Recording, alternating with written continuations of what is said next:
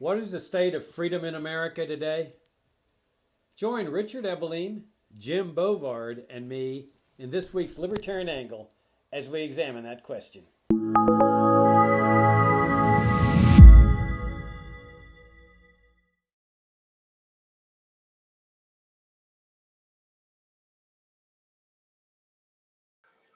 Hi, I'm Jacob Hornberger, president of the Future of Freedom Foundation, and this is this week's Libertarian Angle, the show, as you all know, that brings you the principled case for the libertarian philosophy, especially in the context of the burning issues of the day.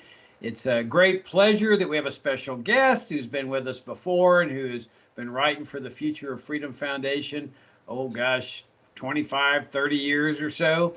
That's Jim Bovard, who joins us, along with our regular co-host, Richard Ebeling, professor of economics at the Citadel. Good to see you guys. Hey, thanks for having me on. Good to see you and Richard both. And I was glad to see that Jim took off his face covering. I was about to say, who is that masked man? Well, Silver. yeah, I was thinking, I was concerned because I am fully aware that Jacob has a wild social life, and I don't know what kind of contagions he might have picked up. But then I recalled it was a Zoom call or a Skype call or some other torment from technological hell, so I took off the mask. Well, that's really nice. It's a nice way to start out the show, guys. So Jim, Trying to set a high tone. yes, yeah. Remember, we got a standard here on the Libertarian Angle that please keep that in mind. So Jim, you've been doing a lot of work over the years on government tyranny and government oppression, and you're one of the most fearless people I know in terms of Thanks. identifying the evil and the wrongdoing of the U.S. government. So give us your perspectives on what the heck is going on in America today, both domestically and in foreign policy. Okay, well, I was hoping to start out on the positive note, but no, things are going to hell. I mean, it was like that the government was obsessed with the coronavirus for 2 years, and then within a 72-hour period, it's only obsessed on Ukraine and Russia, and so it's like we have this long series of hysteria. I mean, the news nowadays is like a horror show that never ends, and almost every time there's a fresh headline come from the Washington Post or an email alert, I'm thinking, well, what fresh hell is this? To use the Dorothy Parker line. I don't see much evidence that the American public has caught on to how dangerous politicians have become. There is some awareness that the government's shafting the country with inflation, but Biden's trying to blame that on a foreign culprit, which hopefully that doesn't work. But it's amazing after all of the government lies and abuses over the last 20 years, especially since 9/11, that the media especially is mostly still deferential and still putting these people on a pedestal. And it doesn't matter how many, it doesn't matter even when the FBI, for instance, gets caught, lying in federal court and loses a landmark case. It's like a one-day, headline, even though the story up there in Michigan just before the 2020 election dominated the news for several days and helped influence a lot of the early voters in the 2020 election. And that case was a complete scam, as the jury found. Yeah, I find it fascinating on how we live in this crisis-filled environment. I mean, practically our entire lives have been filled with crises, and the American people seem very nonchalant about it. It's like it's their plight in life that they've just come to accept that this is the way life is, that we have to live under all these crises and chaos, when in fact most of them, almost all of them, are generated by the federal government or by state and local governments, or at the very least they take advantage and seize upon crises like the coronavirus thing to expand their power. But if you look at the 9/11 attacks that are rooted in U.S. interventionist foreign policy, or you look at this situation in Ukraine, which is rooted in machinations that the Pentagon and the CIA were doing through NATO, you get a sense that there's a way out of this thing if people will just recognize what the root causes are here. But yet there seems to be this eagerness to confront and oppose evil in foreign regimes. You know, the big bandwagon is Putin is evil, and Russia's evil. Well, it's pretty easy to identify and confront evil in foreign regimes. But as you know, Jim, it's not so easy to confront and oppose evil within your own regime, because Putin's not going to do anything to any American that criticizes him, assuming that American stays here at home and doesn't travel to Russia and criticize Putin over there. There's no danger of Putin coming and doing anything to Russia. So it's to any American. So it's rather safe to sit here and criticize him. It's not so safe to criticize your own regime, as Russian citizens are finding. And as you and I know, that there's always that danger. Now, you and I have made jokes over the years of ending up in Gitmo and being made the target of some operation by the government. But we joke about it, but that's what I think causes people this fear of saying, I can't confront the wrongdoing of my own government. It's too scary. And so not only does fear impede that opposition, it actually stultifies conscience, where people are unable to identify the evil. I mean, look, this whole thing with Ukraine has caused Afghanistan and Iraq to go into a memory hole. I mean, after this 20-year debacle in Afghanistan, where the U.S. killed many more people, along with Iraq, than Russia has so far killed in Ukraine, you'd think we'd be focused on that. Hey, we need to ponder on this situation. What happened here? Where are the lies? Ponder. It's ponder, like, yes, ponder. You are the optimist if you think people are going to ponder on this. I mean, it's fascinating to me to see people like Liz Cheney and now Biden are saying that what Russia has done in Ukraine is genocide, when these are folks who had no trouble with what George W. Bush did in Fallujah. Back in 2004, there were, I think, 4 Blackwater contractors who were brutally murdered in Fallujah, and Bush decided to make an example of the city after he got reelected. I mean, the U.S. Marines, the U.S. military blew that city to pieces. There were probably far more civilians killed in Fallujah than there have been in any city in Ukraine.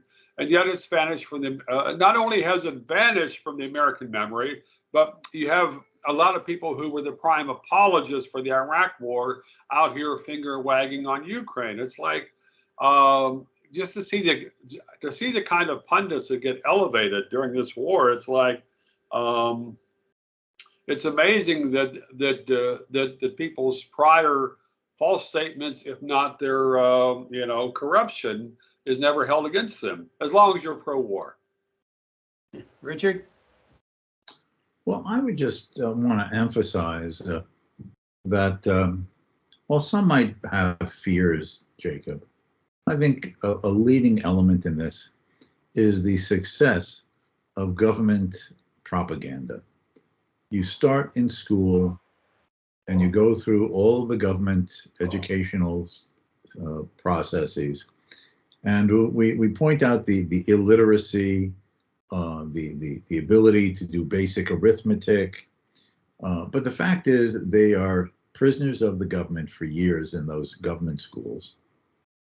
And each generation comes out and they have gone through a variety of classes and been indoctrinated.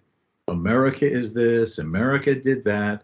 Now, I know this has become a confused story now because of critical race theory and whatever, but the fact is there is a party line.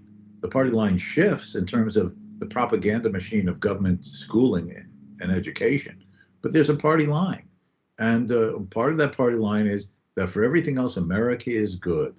America is a force for stability, order, and democracy in the world. We're the good guys. And I think it is very difficult for Americans to break through that, particularly since their day, once they leave school, is filled with the ordinary affairs of life: job, family, friends, things that have to be taken care of at home, planning for their own family's future, and so on. So that just becomes the context in which you think about this. In a way, very similar to how it seems shocking that we hear and read these reports that when there are a man on the street comments gotten from ordinary Russians, let's say in Moscow. How do you feel about the war in Ukraine? I support Putin. It's a just cause. They're bad people there. They're Nazis.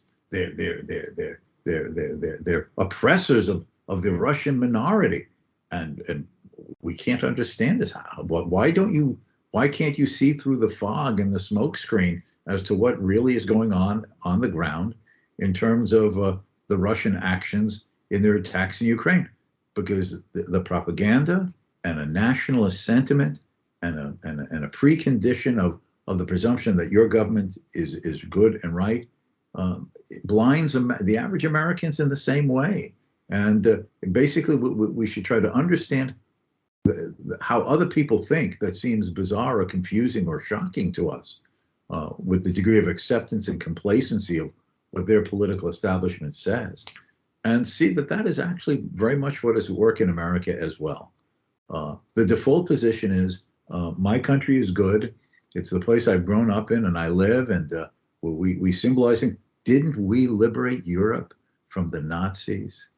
Didn't we fight the Cold War so the commies wouldn't take over the world? Yeah, some bad things have happened along the way, but the big picture, America is good and it's fighting a just cause. The same way the average Russian says, okay, this, that, but Russia is good and it's fighting for a good cause. And it's that state domination of the informational context in which people think and evaluate and make judgments that I think we really need to appreciate. Yeah, I agree. Part of what's fascinated me is someone who's tried to write about torture ever since Abu Ghraib, the documents and the photos came out in 2004. There's not much interest by most publications to look at some of the worst atrocities. And the thing about the torture scandal, there were, anytime there's a war, there's, especially if it's fighting in cities or in urban areas, there are going to be atrocities. I mean, this is just, it's someone's had a great phrase, that is an atrocity producing situation. What's different with the torture was it was official U.S. policy. Government lied about it, but it was canonized. It was defended at the top levels of government. And the Biden administration, like the Trump, Obama, and Bush administration, have fought like tigers to prevent any type of liability in federal court, the Supreme Court, or any place else for the people who did the torturing and the people who made the torture policy. And this is, this is not a problem with the average American not paying attention. This is a problem with the top people in the government, with a lot of media accomplices choosing to basically bury some of the worst official intentional atrocities. Yeah, my favorite essay of all the essays I've written in the 32 years here at FFF was The White Rose, A Lesson in Dissent. And the White Rose was a group of students in Nazi Germany in the middle of World War II, in the middle of this major war. They're German citizens. They're Christians. They're not Jews. They decide they identify their own government, their own regime as evil, and then they decide to take it on. And most Germans could not understand that. I mean, in time of war, you come to the support of your government. You support the troops. And so the White Rose people were truly different here. And now, if you ask the average American today, what do you think of the White Rose? Assuming he knows the history of the White Rose, every American would celebrate the White Rose. They say, oh, they were fantastic students with great courage. But if those same Americans were German citizens at the time, would they take the same position? I think it's very doubtful, because you see that same mindset here in America. We've got to support our government, right or wrong. We don't raise questions about whether Iraq attacked the United States or not. If our government officials say it's necessary to go in there and effect regime change, then we've just got to do it. There's this mindset of deference to authority that, Richard, I agree with you, is inculcated from the first grade on up, especially in the government-approved schools that kids are forced to go into. It creates a malleable mindset. You can see this phenomenon with respect to dark side activities of the national security establishment, like state-sponsored assassinations. The attitude is, oh, well, if our government's assassinating people, then oh, it's got to be good. It's got to be for national security. But if North Korea is caught, the ruler of North Korea is caught assassinating his brother or whatever, oh, now it's evil. Or Putin goes out and assassinates somebody, it's all evil. And so there's this inability among all too many Americans to identify that the wrongdoing, the evil within their own government, the dark side activity that takes place, whether it's invading countries that have never attacked the United States, engaging in interventionism overseas, regime change operations, indefinite detention at Gitmo, state-sponsored assassinations, torture, as you point out, Jim. It's this mindset is when we do it, our side does it, it's got to be good. It's when they do it that it has to be evil.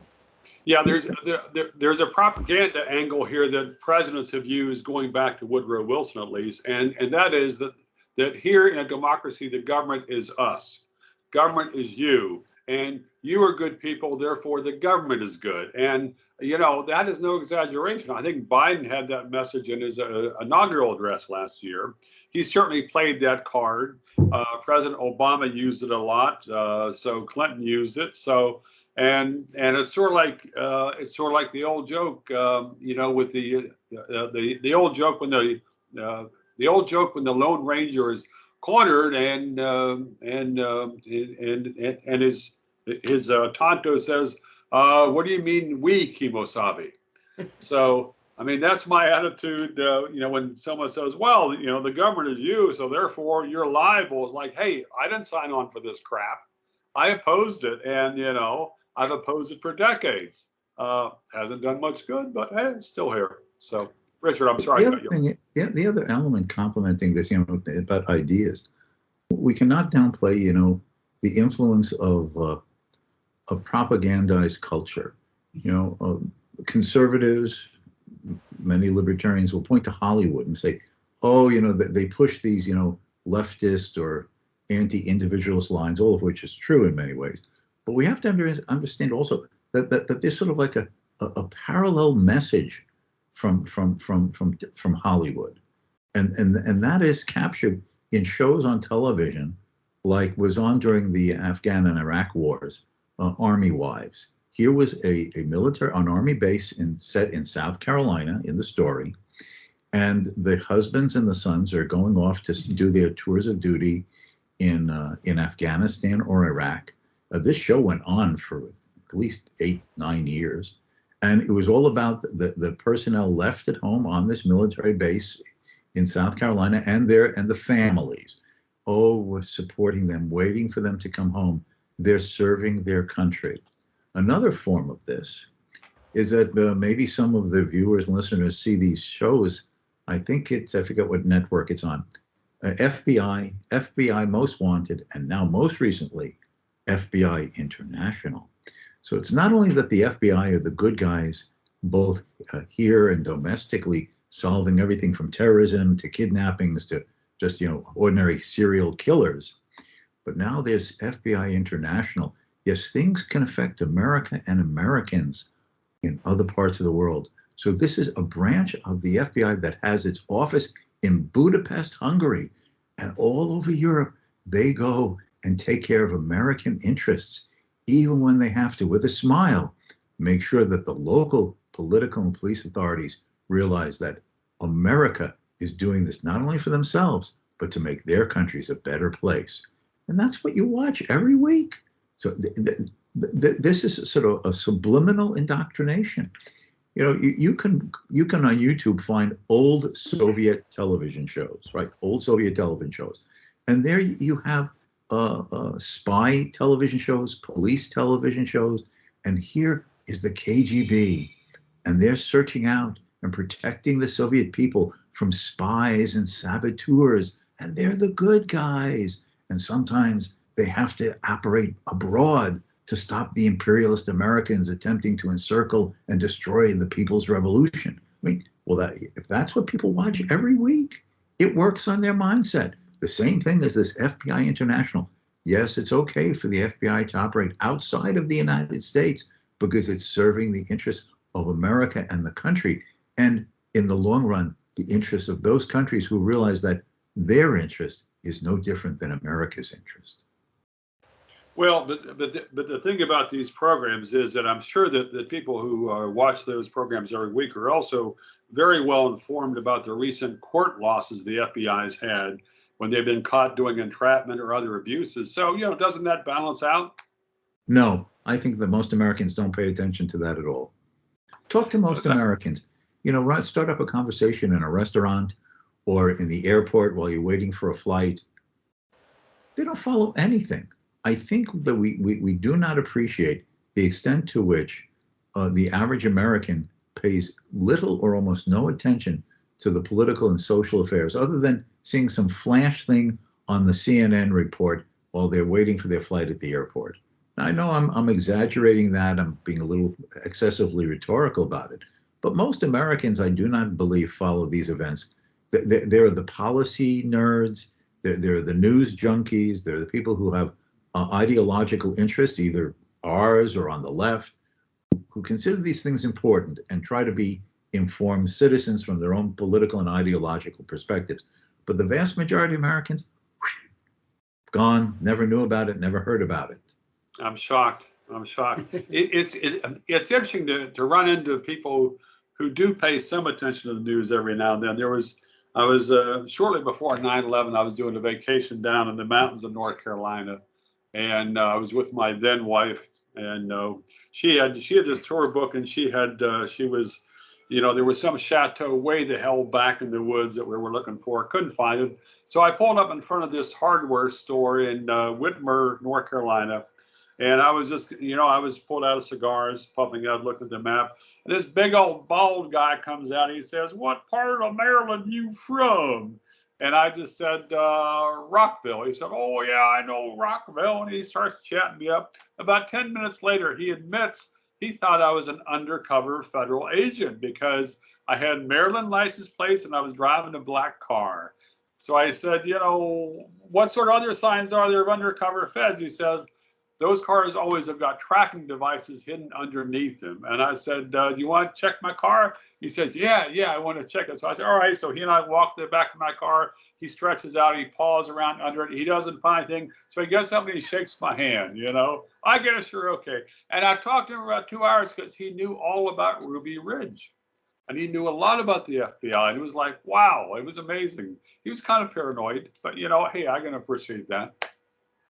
Well, I'll tell you that the group that I find is the least informed is the group of Americans whom my job takes me to be in the most close contact with: students, college students.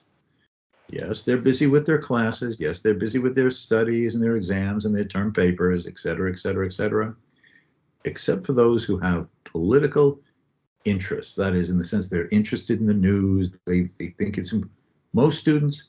They don't know what's going on in Washington. They don't know what's going on in Ukraine. Yeah, something's going on. Yeah, Russians are doing bad things. They know nothing. And they have no knowledge of history. Fallujah, they don't even know which side the United States was on during the American Revolution. Wow. All right, let me share with you y'all a personal experience along these lines. And so, okay, I was involved in a political race a couple of years ago, and I was in North Carolina. That's a nice phrase. That's very, very diplomatic, Jacob. That's like, you know, oh yeah, well, North Carolina. I seem to recall some of those videos. Go ahead.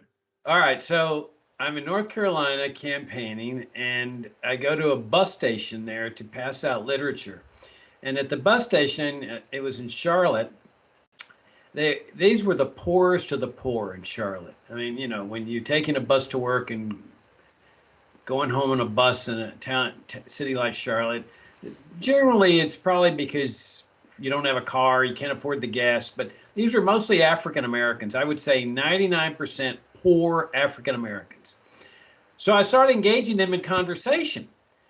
And what was phenomenal to me was that every single one of them I talked to had a better grasp on what was going on in America than the average citizen. the well-to-do citizen, the person that's out in the suburbs with their beautiful mansions and homes and their Jaguars and so forth. They understood the nature of the federal government, how it is not their friend. They understood the nature of the drug war, that it's just a deadly, destructive racket that targets blacks. They understood foreign policy. They understood that that was a racket, which maybe isn't too surprising given that Muhammad Ali saw it as a huge racket and paid a huge price for that. But I found, just generalizing here with this group of people, they had a better grasp of what was going on in this country than most Americans do. Neat, good story. It's sad that there's not. It's sad there's not a broader It's sad there's been no awakening from the follies and failures and lies of U.S. foreign policy. I mean, it seemed like that, with the Biden coming out yesterday and saying Russia's guilty of genocide in Ukraine, it's like, where the hell is this going? And it's yet there's very, most of the media is like cheering him on or calling for the U.S. to put in a no-fly. Much of the media is calling for no-fly zone, not most of it. But there's such utter recklessness, and the media, for the most part, has been so docile. And folks who have challenged the government narrative have been painted like, Putin's agents. It's like, it's so hard to find good BS radars at this point.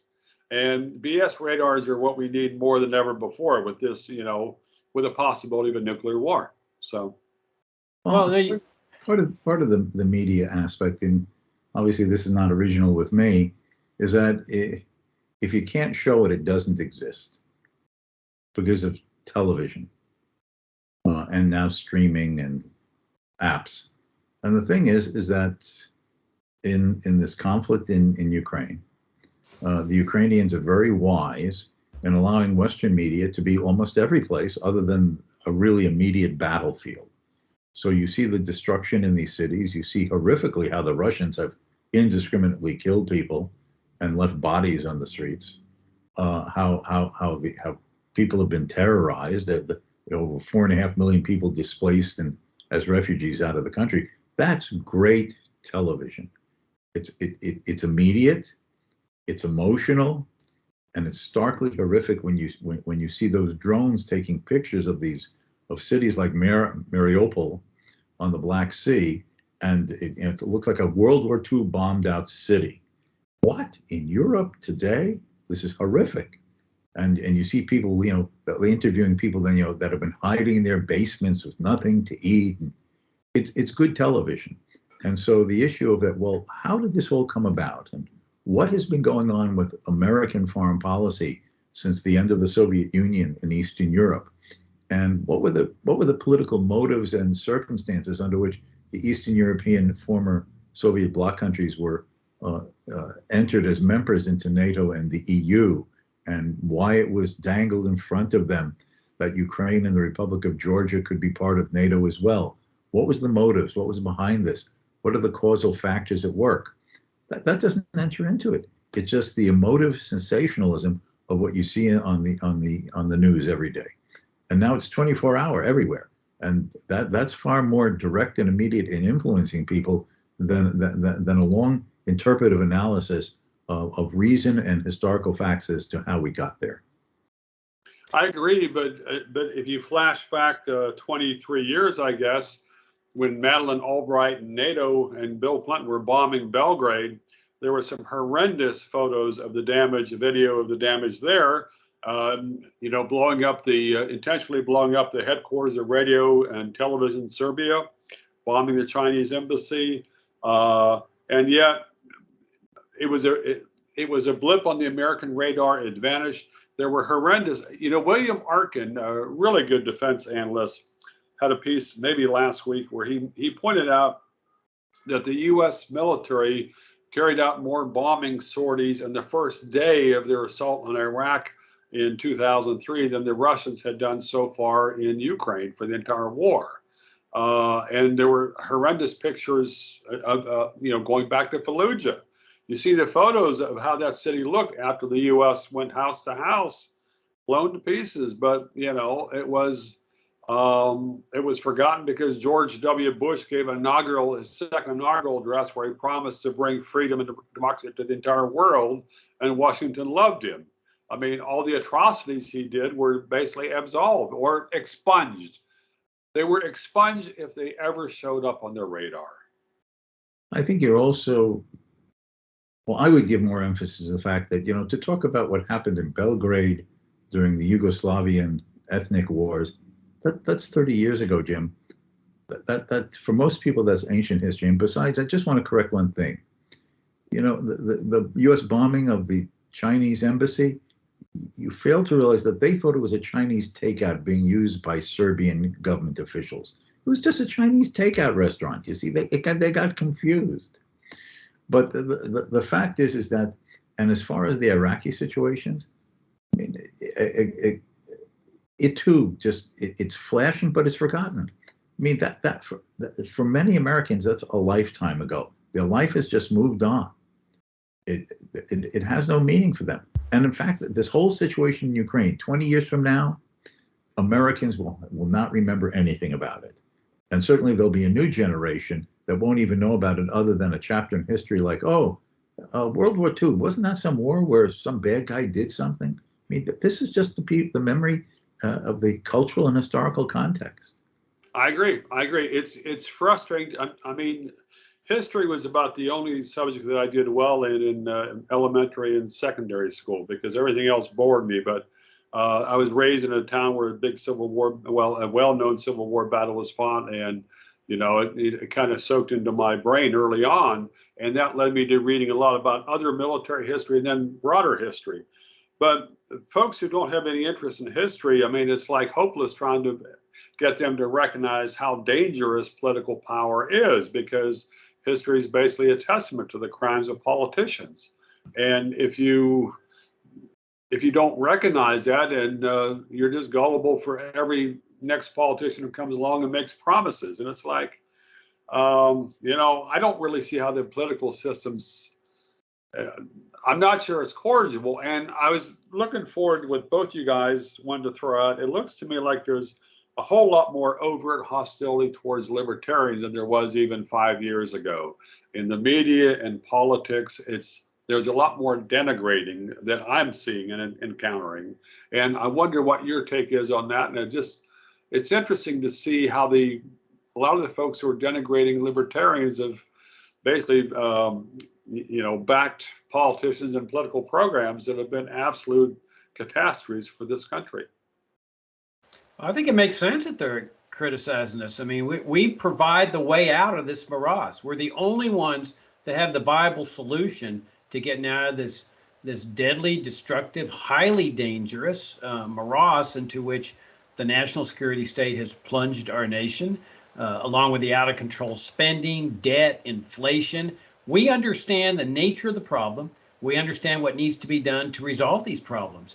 That's a big threat to these people. They've been in control. Their ideology's been in control. An ideology based on socialism, interventionism, regulation, national security statism. They've been in control for decades. And we provide a way out of it, not by making their system work more efficiently, but by dismantling their system and restoring the good founding principles of this country, like free markets and private property and a limited government. I think the fact that they're attacking us now instead of ignoring us reflects their concern that more and more people are waking up.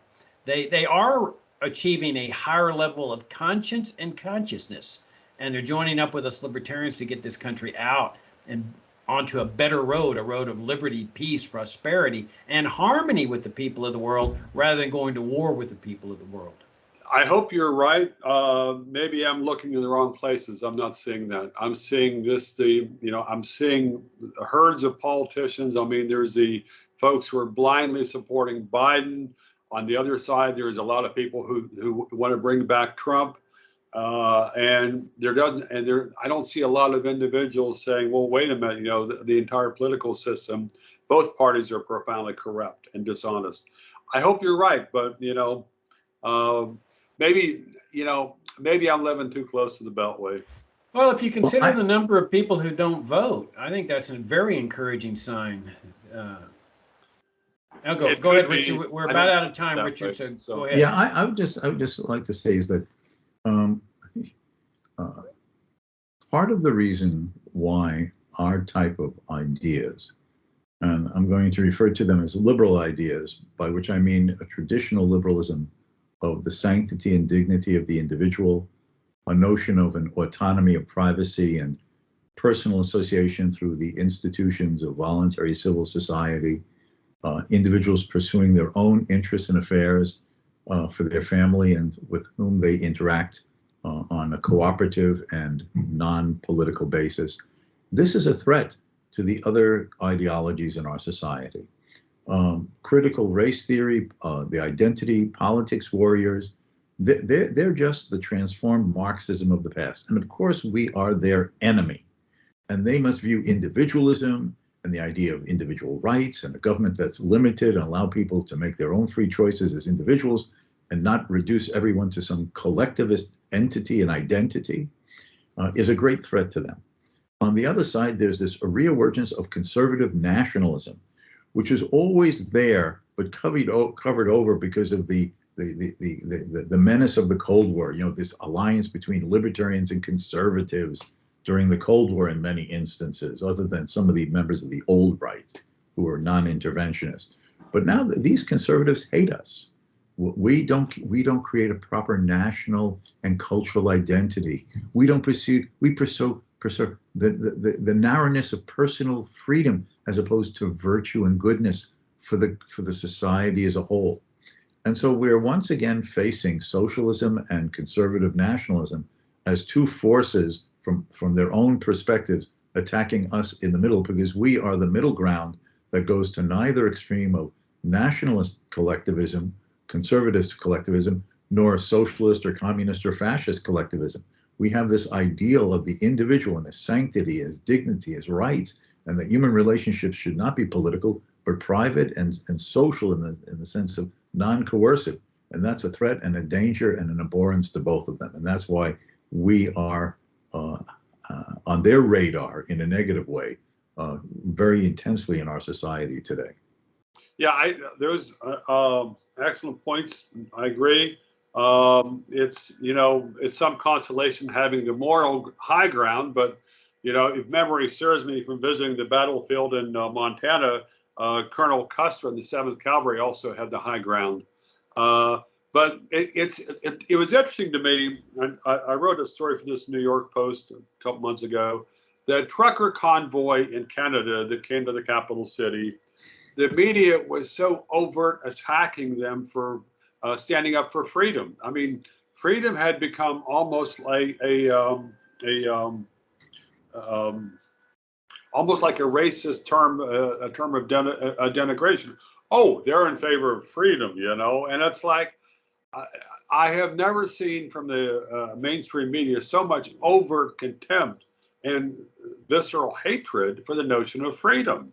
It's like, well, there's a mandate, people have to obey it. It's like, these are truckers, it's not like it was bizarre. And I think, I don't know if that was an aberration. It's Canada, that's another story. But to see the overt media hostility towards anyone standing up for freedom, and it was echoed quite a bit in this country as well, towards the Canadian truckers and towards anyone who's protested the lockdowns, the mandates, the vaccine mandates.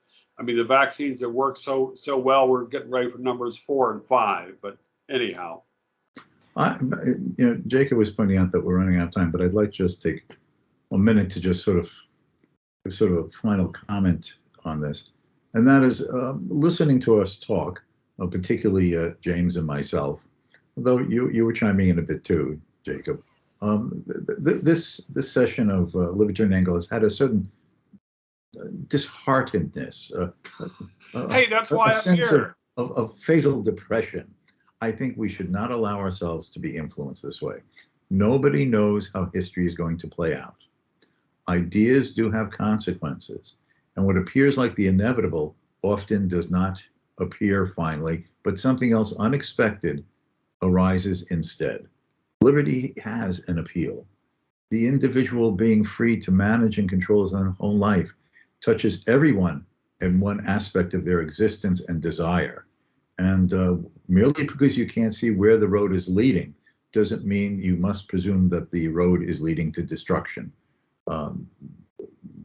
If ideas are right, you should defend them, espouse them, and attempt to help others to understand them, because the fact is there could be light at the end of the tunnel, and that light could mean liberty. I agree. I mean, it's you're 100% right. I guess what makes me chagrined at times is to hear from libertarians who talk about how it's destined that freedom is going to triumph, that there's a law of history, something like that, that's going to guarantee that we eventually capture our freedom. Because, you know, the thing I wonder, well, if it's a law of history, how come it hasn't gotten here yet? Yeah, well, there is no law of history, but there is ideas, and ideas do have consequences.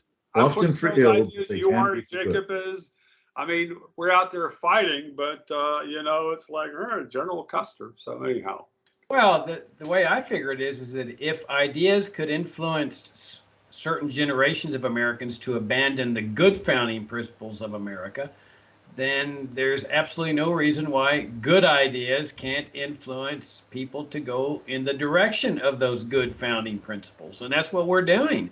And you have no control over it. That's why I never get depressed or despondent of, oh God, where we are as a country. No, nobody gave me the world to save or the country to save. All we can do is advance these ideas. It's that old saying, you can lead a horse to water, but you can't make him drink. And if Americans don't want to drink the water of liberty, that's their choice. But we have to continue doing what we need to do, and that is continue putting these ideas out there, because there's always a possibility. As Richard suggests, you never know when some catalyst might come along that causes people to awaken, breakthrough, achieve the same breakthrough that we and other libertarians have achieved, and then all of a sudden these ideas spread like wildfire across the land. There's a reason why totalitarian dictators, Putin or Red China, North Korea, shut people like us down, because they understand the threat that people like us pose, even when they have totalitarian, total, omnipotent power. That when ideas on liberty grab the hearts and minds of men and women across the country, that regime is in deep trouble. Yeah, our purpose and goal is to eventually make Jim Bovard an optimist. Well, let's see when hell freezes over. So, yeah, gosh, that would mean that his books would no longer be necessary, right? Oh, gosh. I'd have to find honest work. Right. All right. On that fine, eloquent note, we'll wrap things up. Thank you all for tuning in. Thank you, Jim, for joining us. Richard, it's always a pleasure. And if you're new to FFF, come and visit us at fff.org. Subscribe to our FFF Daily, which we have strived for about 20 years to make the best libertarian daily commentary page on the internet. We got a monthly journal, Future of Freedom. Subscribe to our YouTube channel. We have any numbers of videos on our website. And I've got my new book, which I know I'm biased, but I consider this the best work I've done in the 32 years of my history here at FFF. It's entitled. Show the cover. Hold it up. Can you hold it up? Okay, here it is. Thank you. If you insist. Authors have to do that, you know. Authors can't afford to be shy and diffident. An Encounter with Evil. Much better. An Encounter with Evil: The Abraham Zapruder Story. If you find it valuable, please recommend it to others, and don't forget to leave a feedback at Amazon. Thanks so much again, guys. Thank you, viewers, and we'll see you. Richard, I'll see you next week. See you next week.